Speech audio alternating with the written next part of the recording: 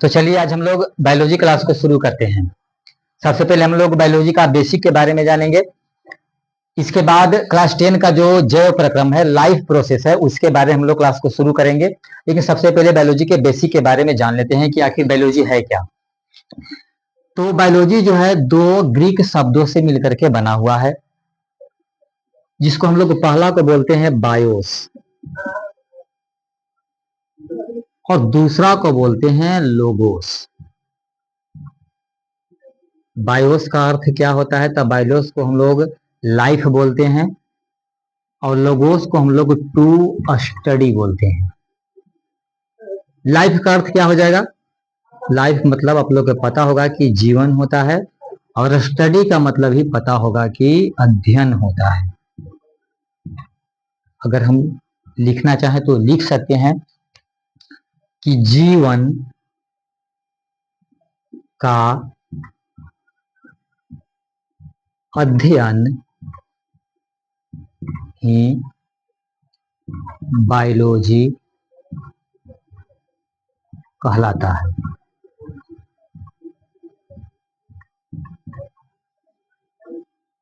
लेकिन इसका हम लोग अगर परिभाषा लिखना चाहे तो क्या लिख सकते हैं कि जीव विज्ञान कहते किसको हैं, बायोलॉजी कहते किसको हैं? तो परिभाषा ये लिखिएगा, विज्ञान की वह शाखा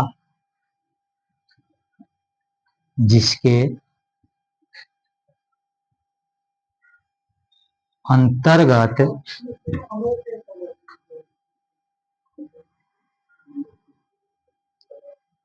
जीवधारियों की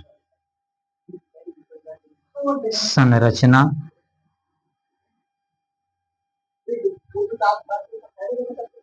आकार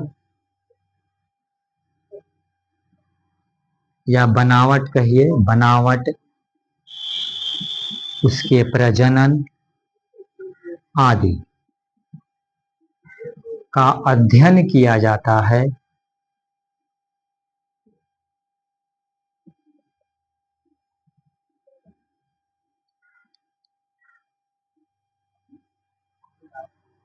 जीव विज्ञान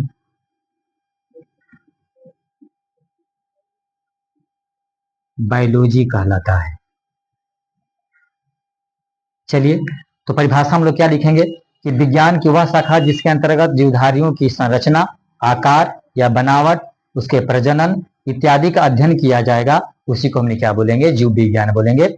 जानते हैं कि इस शब्द जो बायोलॉजी शब्द है वो देने वाले कौन थे? तो दो वैज्ञानिकों ने मिलकर के दिया था, जिनका नाम था, एक का नाम था लेमार्क और एक का नाम था ट्रेविरेनस, जिन्होंने 1801 ईस्वी में बायोलॉजी शब्द दिया था। तो याद रखिएगा कि लेमार्क और ट्रेविरेनस ने 1801 ईस्वी में जीव विज्ञान शब्द को प्रस्तुत किया, दिया। जानते हैं कि जीव विज्ञान की शाखाएं कौन कौन सी हैं, ब्रांच कौन कौन सी हैं?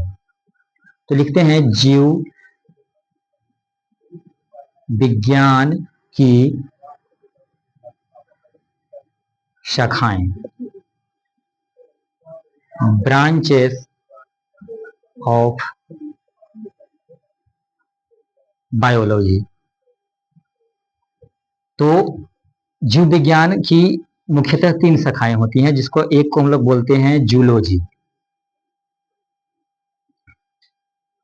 हिंदी में बोलते हैं जंतु विज्ञान। एक होता है बॉटनी, जिसको हम लोग बोलते हैं वनस्पति विज्ञान, और एक होता है माइक्रो बायोलॉजी, जिसको बोलते हैं सूक्ष्म जीव विज्ञान। तो जीव विज्ञान की 3 शाखाएं, एक जूलॉजी हो जाएगा, एक बॉटनी हो जाएगा और एक माइक्रोबायोलॉजी हो जाएगा। तो जानते हैं इसके बारे में, सभी के जनक के बारे में, कि जीव विज्ञान के जनक कौन होंगे, यानी कि फादर ऑफ बायोलॉजी किन्हें कहा जाएगा, फादर ऑफ जूलॉजी किन्हें कहा जाएगा, फादर ऑफ बॉटनी किन्हें कहा जाएगा और फादर ऑफ माइक्रोबायोलॉजी किन्हें कहा जाएगा। तो सबसे पहले हम लोग जानते हैं कि जीव विज्ञान का जनक,